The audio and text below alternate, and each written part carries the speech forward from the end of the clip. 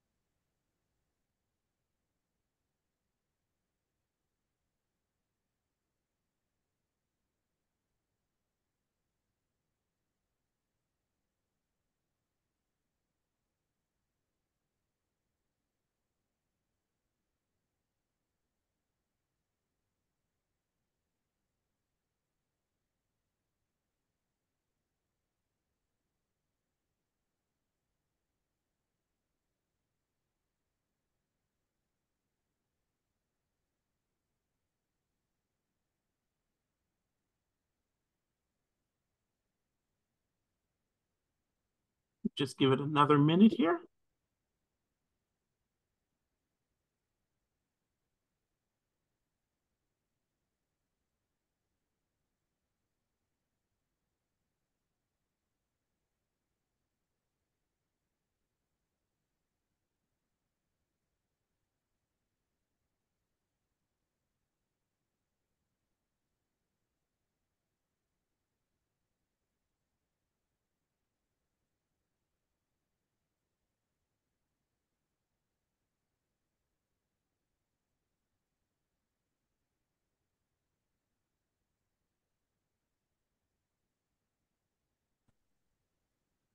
All right, wonderful. Well, welcome, everyone. John, would you like to get us started? Sure. Welcome, everyone. My name is John Mueller. I use he, him, his pronouns, and I'm a retired faculty member from Indiana University of Pennsylvania. We're just outside of Pittsburgh, and I still live here. And we're located on the ancestral homelands of the Shawnee, Iroquois, Allegheny, Delaware, and Monongahela tribal nations. In a moment, I'm going to turn it back over to Eddie and have him move forward with introducing our panelists.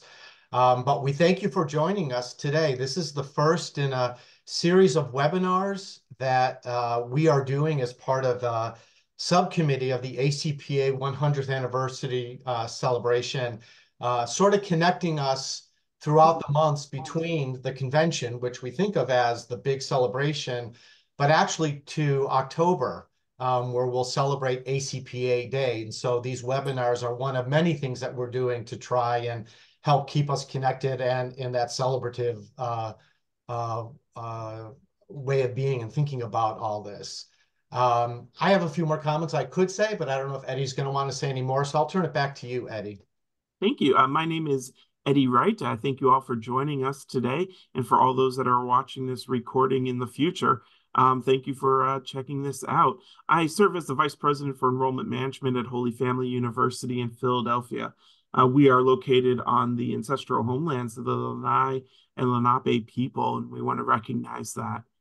This webinar is a great opportunity for conversation and for knowledge sharing. And so during the course of the next hour or so, we're going to hear from some sustainability experts. And I invite you to enter any questions that you have into the chat. So the chat feature is open. You can put your questions in there and we'll get to them as we go throughout this next session here. You're also welcome to turn off your videos, turn off your volume if you want, and sit back and enjoy. And in the questions period, you could also turn it on. You could raise your hand. You could react with emojis, do all those fun things that we are now trained to do naturally as part of Zoom. So we want this to become that conversation as we learn more. So thank you for being here today. John, would you want to introduce our panelists or am I? Um, I'll go ahead and do it. When we were planning this first webinar of the series of them, one of the areas that Eddie and I are responsible for within this subcommittee on um, Beyond Convention, it's called, is thinking about recognizing and continue to recognize those who have won awards within the association, as well as people who we might not know or are not necessarily award winners. That's a whole separate project we're working on. But when we started looking at this, we looked at the sustainability, the Champion of Sustainability Award that has been given in the association, I think since 2010, 2011. And we looked at the various names of people that we could reach out to who would be willing to join us because they had done this work and had been recognized for it. So we have one award winner who was actually the first award winner, who I'll ask her to introduce herself in just a moment, and then two more recent award winners. So we brought these folks together. They have varied ways of thinking about or how they approach in their work or in their personal life principles of sustainability and the practices of sustainability. So why don't we go ahead and start there with introducing or having each of our panelists introduce themselves. And Preeti, we'll start with you. Thank you, John, and also thank you, Edward. I'm delighted to be here with you today. My name is Preeti Simran Sethi. I am someone who continues to wear very many hats as an educator, as a journalist and writer, and also as a coach. I am based in Washington, D.C. on unceded Anacostia and Piscataway land, and I'm not sure how much you want us to share right now, but I'll just say for me, what's been most exciting is how sustainability has evolved for me as a concept as I've kind of gone through the years and seeing how it's also kind of evolving in the discourse. Like you're going to hear really different perspectives today. But the thing that ties us together is kind of this notion of what it means to, sustain our natural resources, sustain our communities, and sustain ourselves. So thank you. Thank you, Preeti. Nick, how about you next? Absolutely. Thank you, John. My name is Nick Hennessy. I use he, him, his pronouns. I am a full-time administrative staff member. Sustainability manager is my title at Bowling Green State University. Is located in Northwest Ohio in the town of Bowling Green. I'm also an adjunct faculty member in environmental studies here at BGSU in the School of Earth, Environment, and Society, teaching at least one, sometimes a couple of courses a semester. BGSU is located in the ancestral homelands of the Wyandot, Kickapoo, Miami, Potawatomi, and Ottawa nations here in Northwest Ohio in the Great Black Swamp region. And I'm ready for questions. Thanks, Nick. And Diana. Good afternoon, everyone. My name is Diana Victa. I go by she, her, and shall pronouns.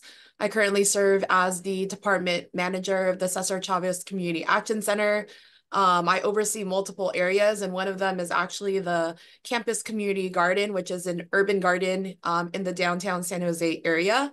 But in addition to that, over the last couple of years, I've adopted a couple of sustainability practice within my own center that I'm really excited to share with you all. Currently at San Jose State University and surrounding region of the Tamyan ancestral Muwekma Ohlone territory. Thanks, Diana. Wonderful. Well, let's jump right in here. Preeti, if I can start with you, please share with us all, what is your personal, your working definition of sustainability and how it's evolved? You mentioned that right in your introduction, the evolution of this. If you could share a little bit more about that and also how it shows up in your personal professional life. Thank you. That's a big question, and I love it. I'll say, initially when I entered into this conversation, it was, with an MBA focused on sustainability, having co-authored a book, Ethical Markets, Growing the Green Economy, and hosting a television program on sustainability, working as a sustainability correspondent for CNBC. So a lot of outward-facing work. And then I entered into academia and started teaching in the journalism school around graduate courses on communicating sustainability.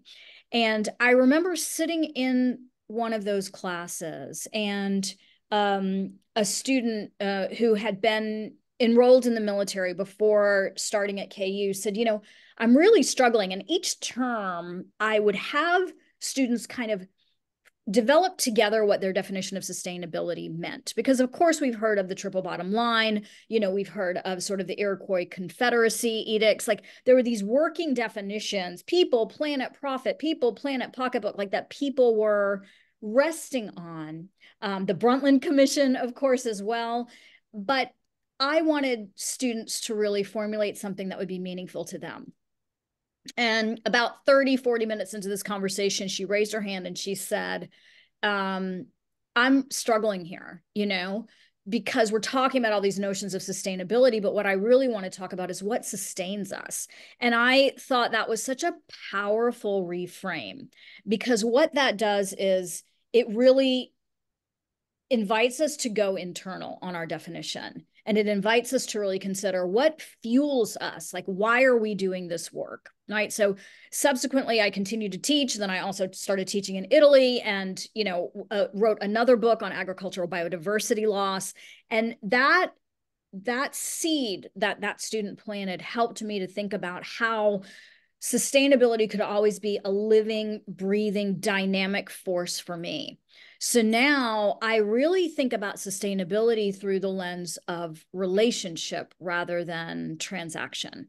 I think about sustainability as not something I do, but something I am. So that forces a different kind of way of being. So it's not, oh, I teach sustainability classes. It's like, well, wow, am I engaging in the world? Am I planning holidays? Am I going to the grocery store? Am I engaging with people I care about and the people I work for and who work with me in ways that are sustainable and are honoring? And I think that for me has been the kind of the most animated working definition, is recognizing that we can absolutely silo into work around energy conservation or agricultural preservation or what have you. But what ties it all together is recognizing our interdependence, our need for these resources to sustain, our need for conservation, but not only conservation of natural resources, but our inner resources. How do we treat ourselves?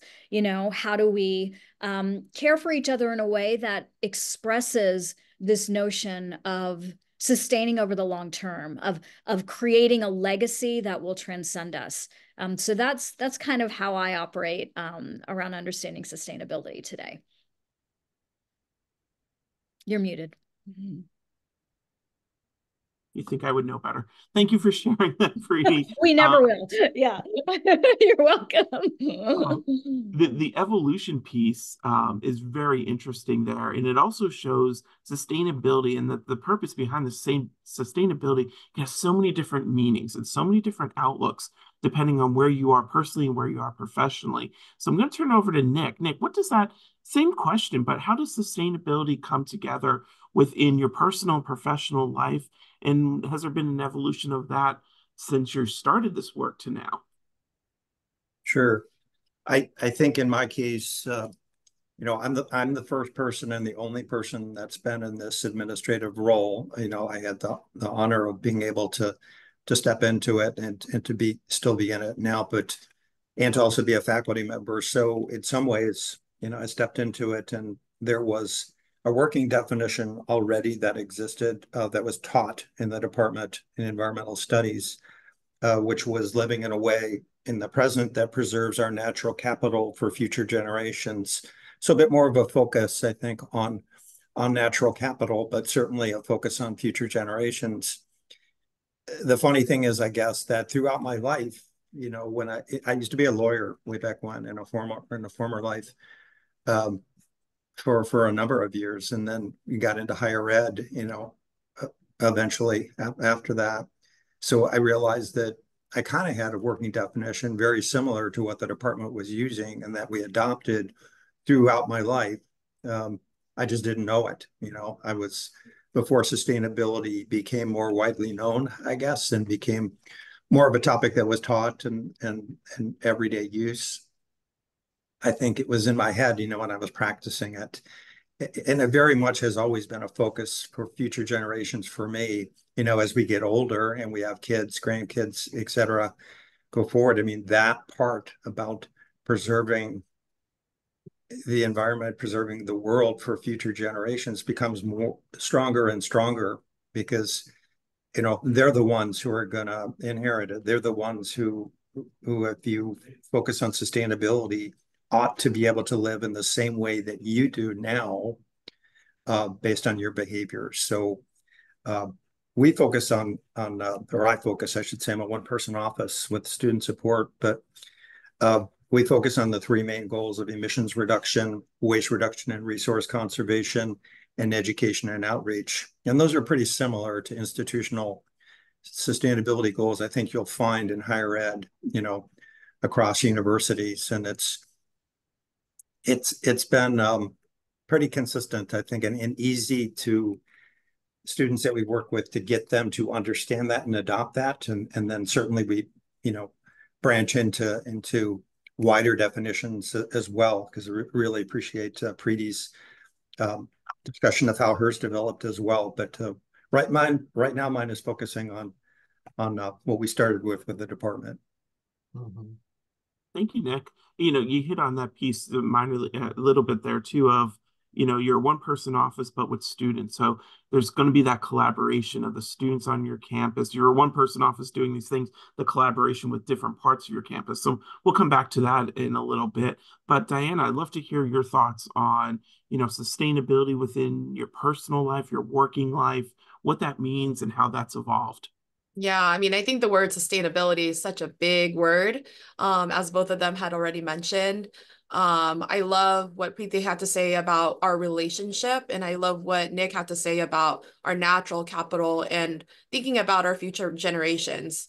And so just thinking about the two, when I think about sustainability, I think about, the root of the word, which is sustain, right? And so when you think about the definition, it means to support and to keep it going, right? And so and thinking about the different layers for me, at least, I think foundationally, the earth that we literally live on. So how are we supporting it? How are we keeping it going? And how are we leaving it?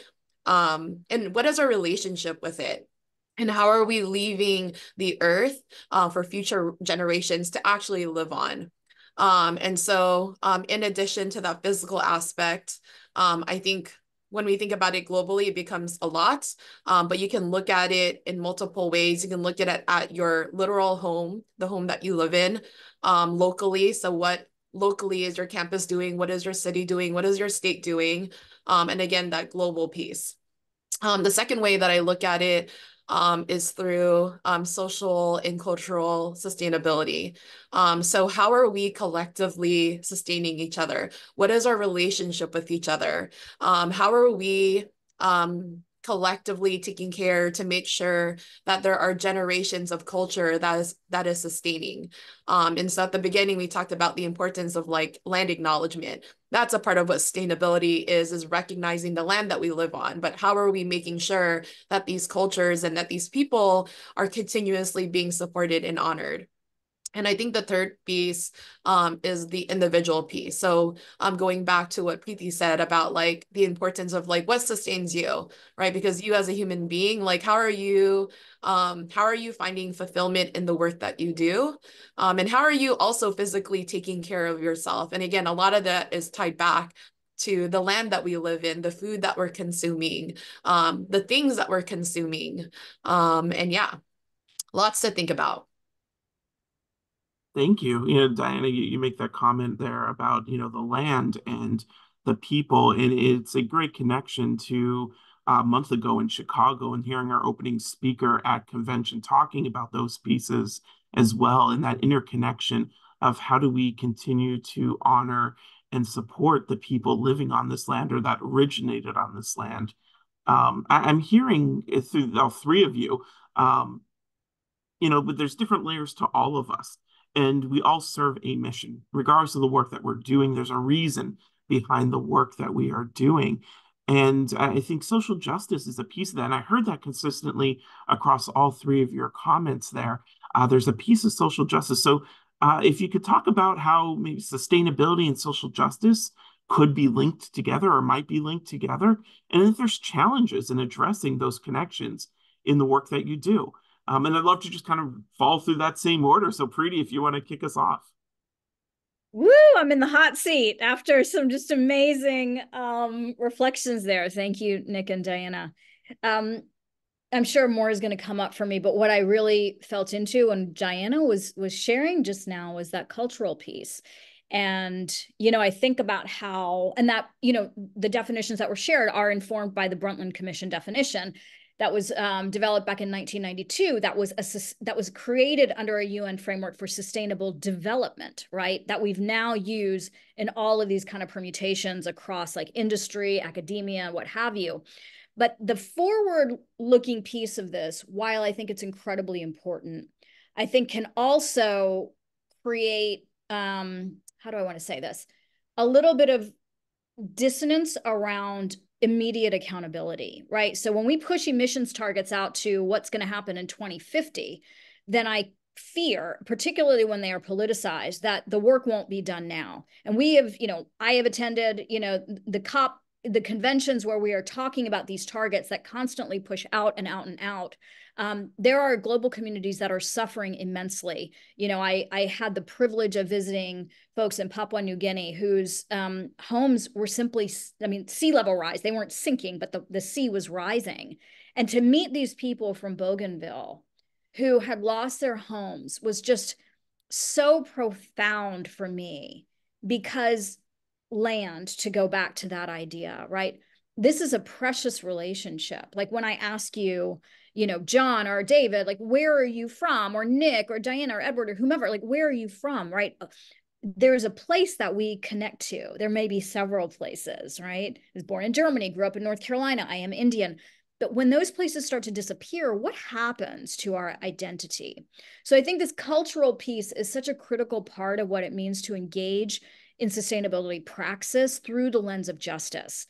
When it comes to, as one example, agricultural biodiversity, we know that the loss of biodiversity tracks with the loss of language, right? So the tension of going to, and this I'm naming again something I've actually done, but going to the cloud forest of Ethiopia, where they're conserving forest, but yet people are not allowed to live in these areas, very impoverished people who've been kicked out, right? Or looking in India, massive hydroelectric project, the Narmada Dam, displaced like thousands and thousands of impoverished people. Where to, like, what are we serving and to what end, right? So I think that's why it's so important that when we think about this nexus of people, planet, profit, or earth, economics, ethics, I really like the triple E's, because I think that really puts in that notion of a moral imperative, which when I was teaching, I would caution my students. I would say, look, we can make the scientific case, we can make the business case, but please don't go there. Like, it's the right thing to do.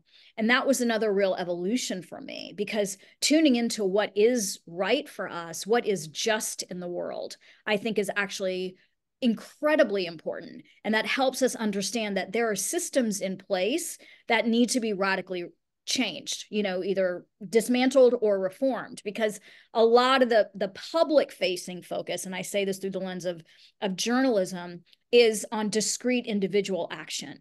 But there, you can swap out your light bulbs and your plastic bags, but what we really need to address are these larger systems that keep in place a plastics industry that keeps pumping out the plastic bags, or a waste management industry that where we don't have actual means of recycling this, right? Like, and I think some of us in this room can remember a time when these things weren't there, when we weren't all tethered to plastic bottles, where we didn't have microplastic, pollution the way we see it now. So it's not untenable to think that these things can again change. And that's where I think that personal imperative comes back in, but not in a way that sort of says these discrete actions will get us there, but that these discrete actions must be tethered to a larger awareness of systemic change, and how that also needs to be engaged, not only in electing, not only in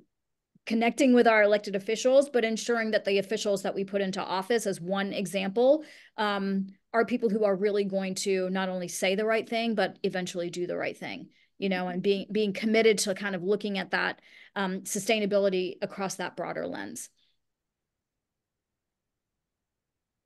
Preeti, you're making me think. I was just reading something today about even efforts about creating, for example, sustainable cities, how those efforts actually then displace people, and the people who will benefit from those are going to be the privileged. You know what I mean? So even efforts to systemically make change, well, I don't know if creating sustainable cities is that same thing, still can lead to social injustice, right? And I hadn't thought about all those connections.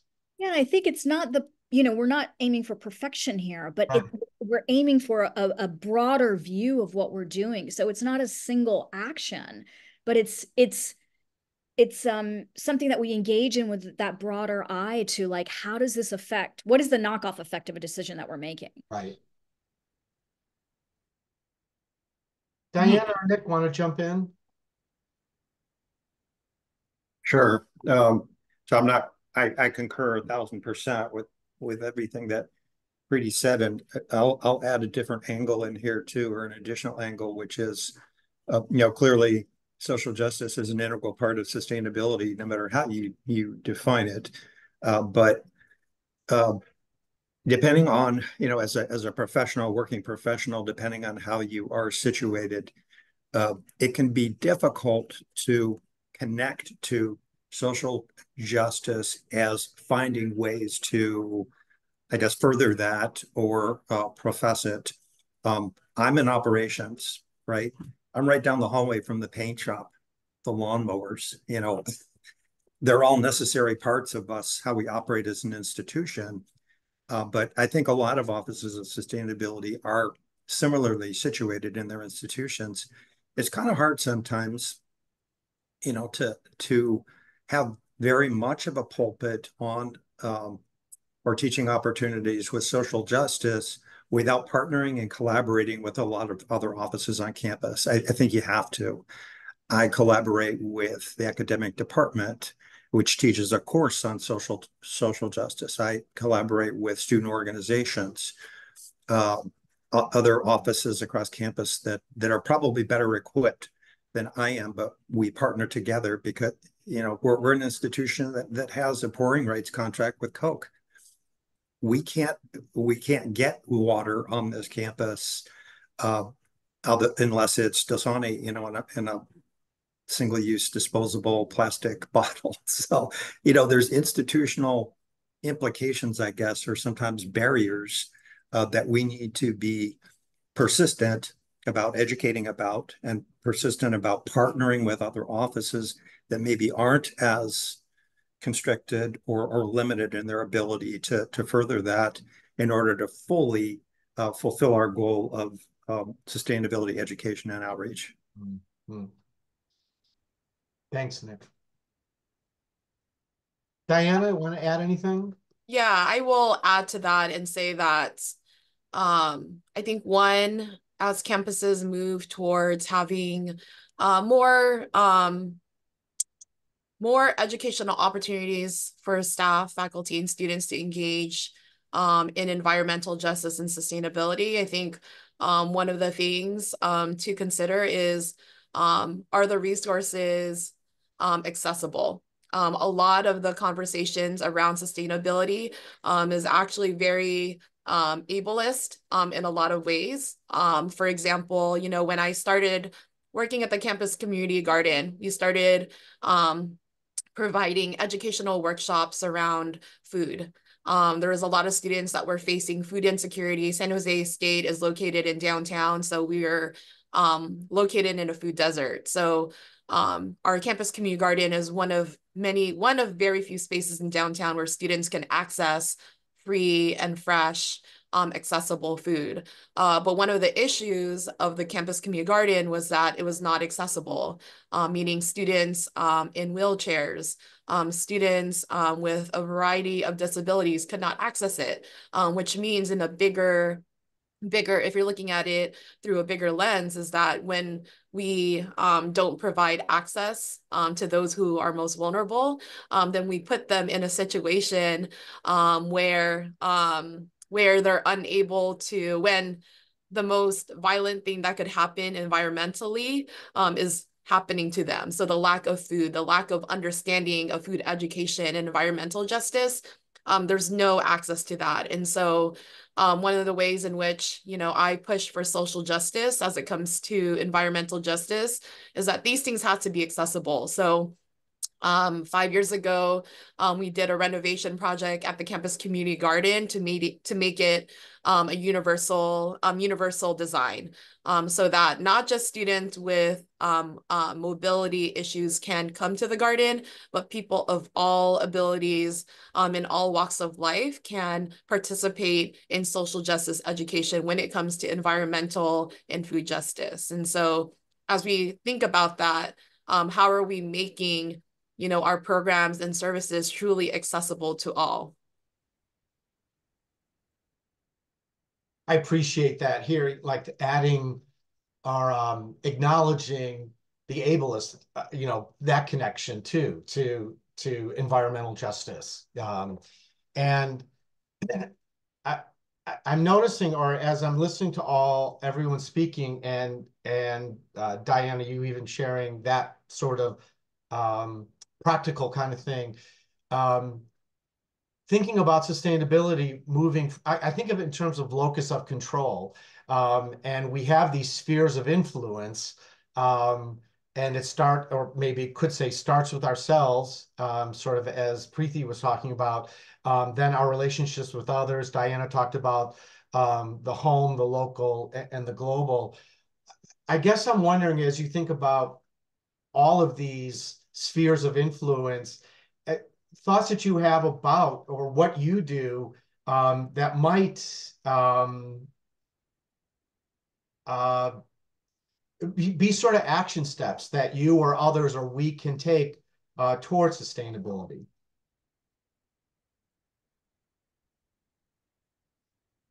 Are we going in the same order? No, let's start with Nick. Put him on the hot seat. Sure. So um, I think a strong thing to do, I know we're not all educational institutions here, but there's such a prevalence now of not just higher ed institutions, but businesses, corporations, nonprofits, what have you, having websites with strong and effective sustainability sections on them. So my first recommendation would be connect with your institution's sustainability department or sustainability staff, because they likely have some specific goals and specific recommendations and things that they would suggest. An example for us, when we get people saying, hey, what can I do? Whether it's a staff, faculty, or a student, either a major or just a student who's interested in sustainability. Um, we post all kinds of resources on the website. Green living and residence halls, certify your office as a sustainable office on campus, follow these practices, a guide to sustainable events if you're planning an activity or an event, living a low waste life on campus in a residence hall. How do you do that? It can be challenging off campus, whatever. Those are all resources that we make available, and we'll do programming on, we'll talk with people on, advise them, answer their questions, or they can just look at our resources online. And I'd suggest that people, once they learn that, be a role model, be an educator for others in your office, in your area.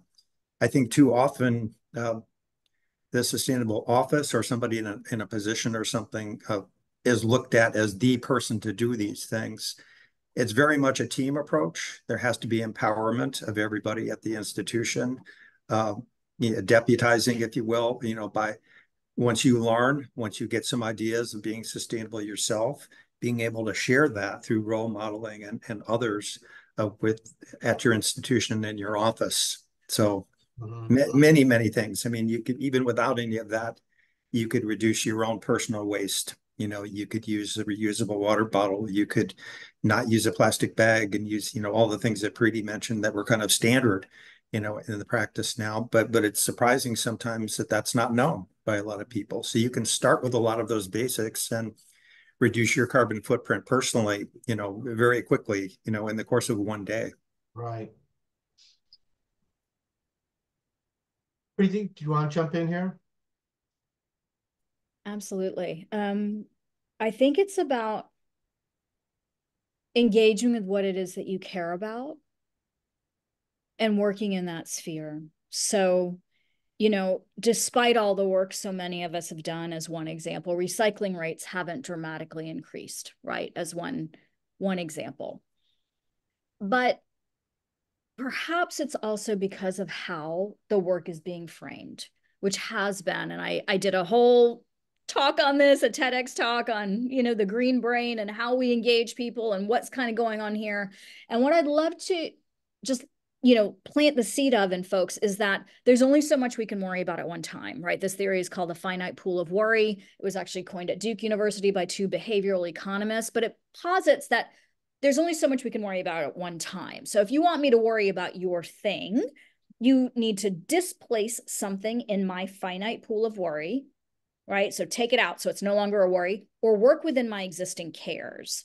So if you know, I don't have a car, but if all of a sudden I'm sort of being told, like, one of the ways you can do this is to buy a more fuel efficient car, like that doesn't really land for me. Or all the work that we storytellers did around climate change, but the sort of the poster thing was, you know, the polar bear on a melting ice floe. Like, that's too far away in time and space when we're just trying to get through the semester, find a job, feed our kids, what have you.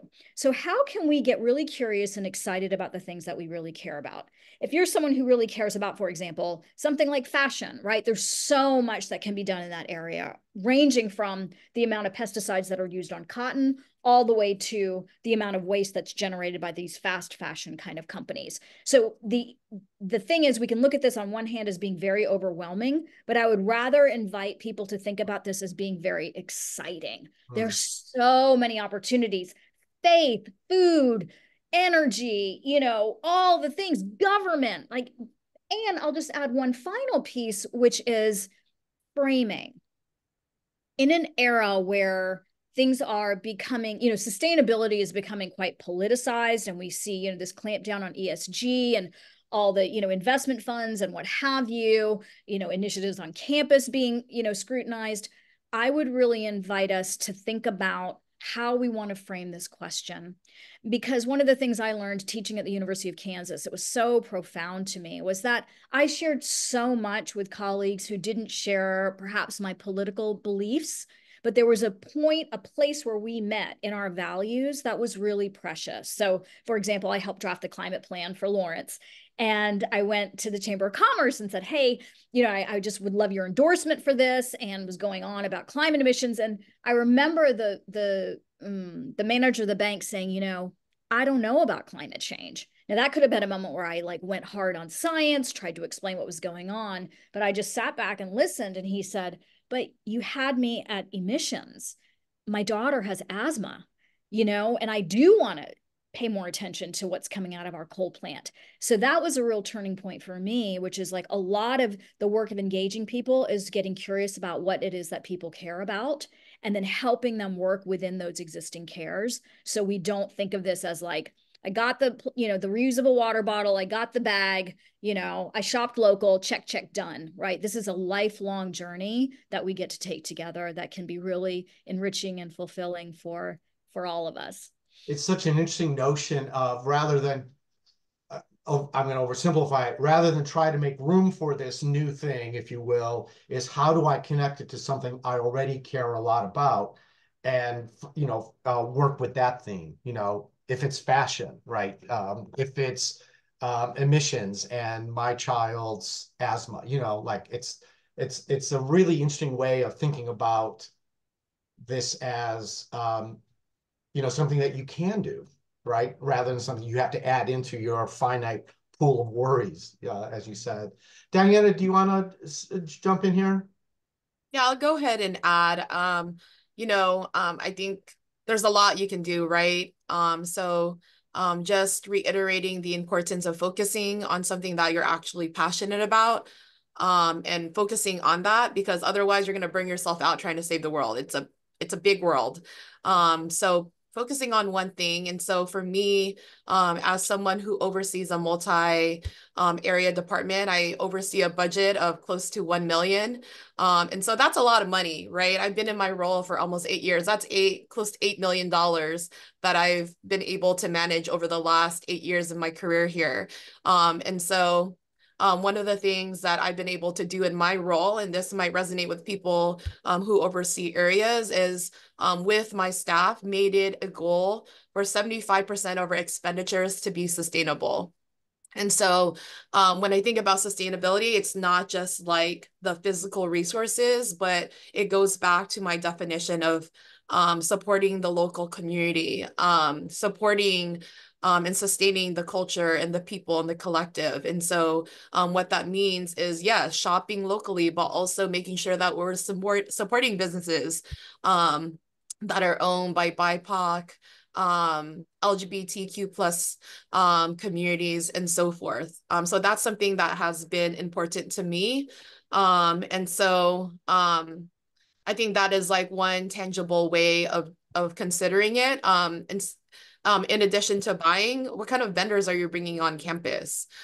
We invite speakers all the time. So are these speakers are of specific identities? Are the businesses that we're supporting support sustainability? Do they have a sustainability mission? What are they doing in terms of DEI work? So when I think about sustainability and when I think about where my money is going, I think about it in that way. And so we recently started literally aggregating where we're spending our money. In the last 2 years, we've been able to go over our goals. And quite frankly, one of the feedback that I get is that how expensive these expenses are.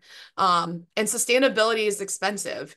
You want to support a small business that is owned by BIPOC folks, and you want to support that, you got to spend the money. You can't expect, low quality or, low cost for a small business that's trying to sustain itself in the Bay Area. And so I think that's one of the feedback that I get, but I always push back on that, because if the institution and our specific area is talking about the importance of DEI, that's DEI and it's also sustainability. So I think as you all think about like where your money is going, know that yes, it's going to cost a lot and justification is important when it comes to that. But these are, I think, important smaller conversations to have, with our campus administrators about where our money is going. Mm-hmm.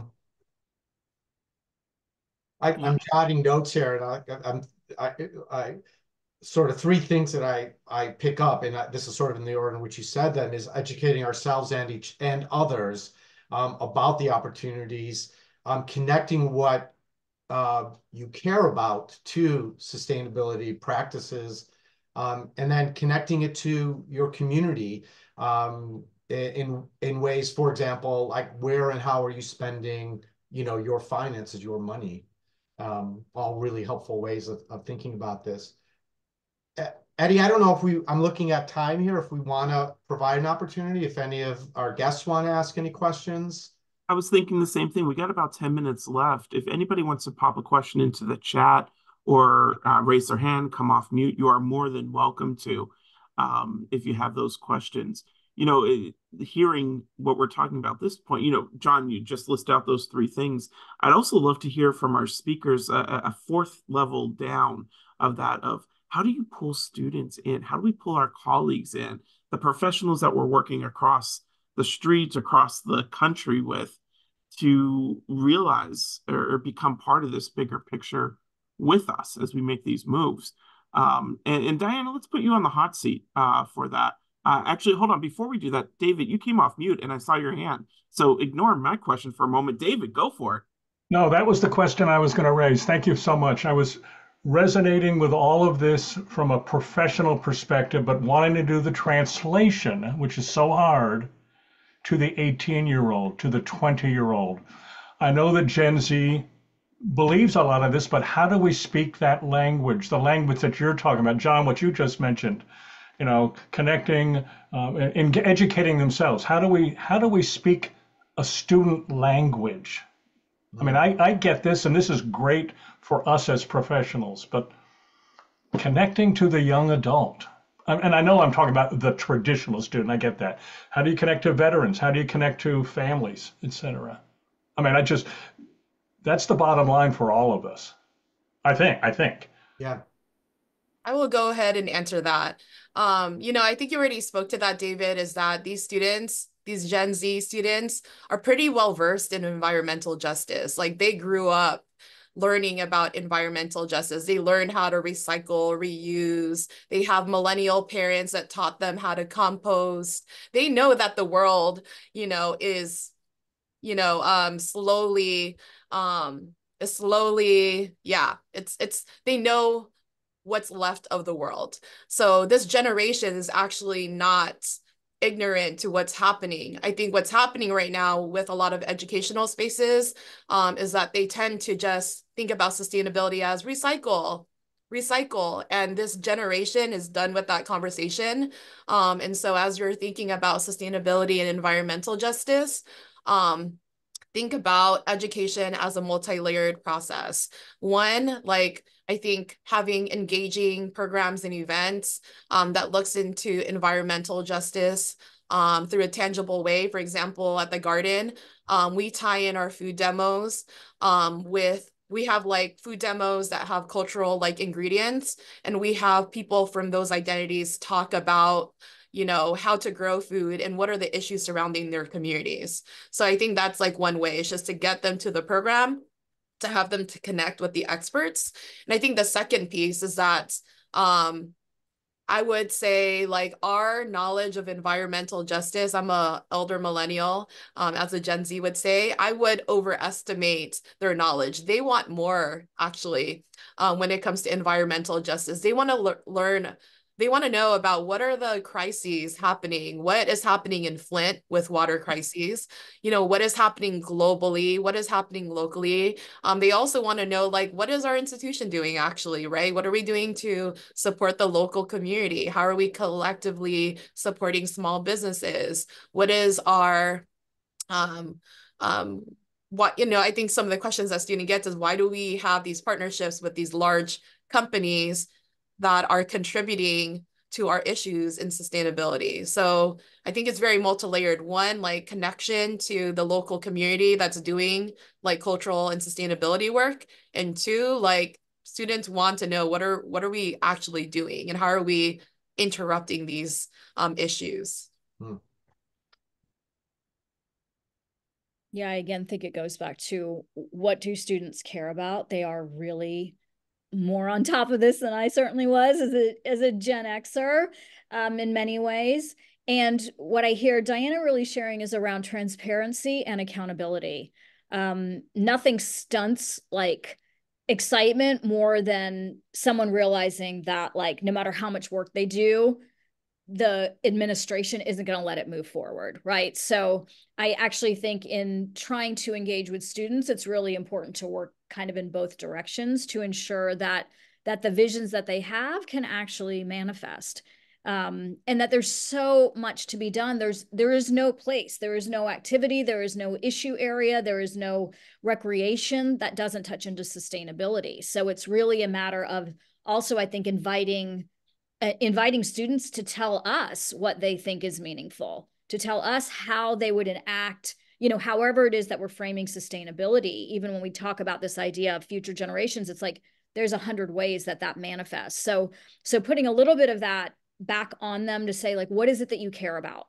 What is it that you want to have continue? What is it that you want to see in 5 years, 10 years, right? And then, like, how can we get there together? And I just want to touch really quickly on something Diana said earlier about sustainability being costly, just as a reminder that part of the reason so many things are cheap is because we've externalized, a lot of the costs, right? We've subsidized multinational corporations. We've, used our tax dollars to bring in these massive companies that small independent businesses can't compete with. Wages are a drive to the bottom. So it's just really also, again, thinking about these things systemically to make sure that when we say something like this is going to cost you, that we recognize why some costs are artificially lowered. And some things still continue to be higher, and thinking about kind of the ramifications of that as well. Because even just looking at Amazon alone, right? Everyone wants to do this more easily. This costs less money on the surface, but then it's like telling a student, hey, that $5 you spent that costs $8 down the street, let's talk about the carbon footprint of that. Let's talk about the waste of that. And then when you start to do that calculus, right, of those embedded costs, people start to see that they might even out, right? Or that there might be a higher cost to something that seemed cheap on the surface. Mm-hmm. Nick, I know you employ students as well as part of your program. And Yeah. so that ties in here. So a big thing for us is service projects. I think it's for an office as small as we are, we provide the greatest number of service projects and have the greatest number of student involvements and service projects on campus. And sometimes I really can't figure out a way to explain that. I think that students really are seeking and wanting some sort of hands-on opportunities for things, something that, gets them active, gets them out in the field, perhaps, or just involved in something where we're going to meet them where they're at. So, we have waste reduction programs at athletic events. We have tree plantings. We have waterway cleanups. We have opportunities in our reuse store and concept on campus. So a regular lights out program, to save energy. So these are all highly subscribed, and I'm amazed at the diverse background, I guess, of our volunteers that we do get. It's kind of way surpasses other offices on campus without that much explanation, I guess. But and then we take that and then we start moving forward, get them on a list and get them involved in another project, and so on and so forth. So that's one way we go about it. Another engaging way is to ask students to actually pay. We have a green fund, $5 per student per semester. If they choose to not opt out of that $5, that money can be used for sustainability projects and infrastructure across campus. That are projects that are actually applied for and suggested by students themselves. So to date, there's been over $2 million invested in that from student money. So that's money that they themselves have put forward into trying to make the institution more sustainable. Thank you, Nick. Amy, I saw you come off mute. I don't know if you had a question. Nope, Amy went back on mute. No question. We are almost at time. If I could ask Diana, Nick, Preeti, what is that ending word of wisdom you want to give us? Those of us here, those of us that are going to be watching this recording in days to come.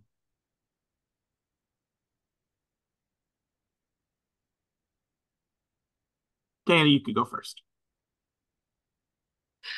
Oh, final words. No big deal. I would say when it comes to sustainability, I think start with yourself. I think that is the only thing you can control is your relationship with yourself and how you build relationships with other people who you support. So starting with yourself, I think, is always key. And hoping that when you start with yourself, you role model that to the people around you. Thank you. Nick? I would say I would concur with that. I know I'm going to concur with everybody on this because it takes, there's so many different approaches to advice for someone new to sustainability.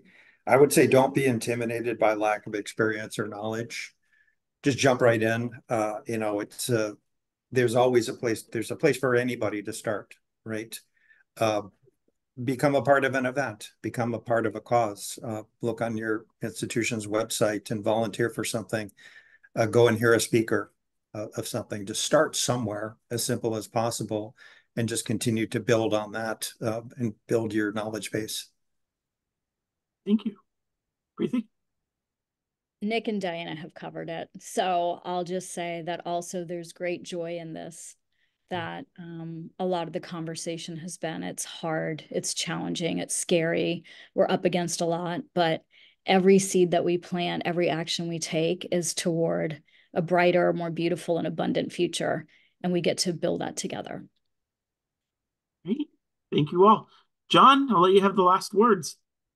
Thank you all so much we enjoyed the conversation we got to have with you as we set this up, but also it just went even further today. And I would invite those of you who are watching us now or at a later time, our next webinar is May 22nd. I'm going to put in the chat the registration. And that one's going to focus on critical issues that are facing higher education and student affairs. It has a great panel of emerging scholars and emerging scholar practitioners, dynamic group of people talking about the current critical issues facing our field. With that, we'll thank Preeti, Nick, and Diana one more time, and all of those who joined us. Have a wonderful rest of your day, wherever you are. Thank you all. Bye now. Thank you.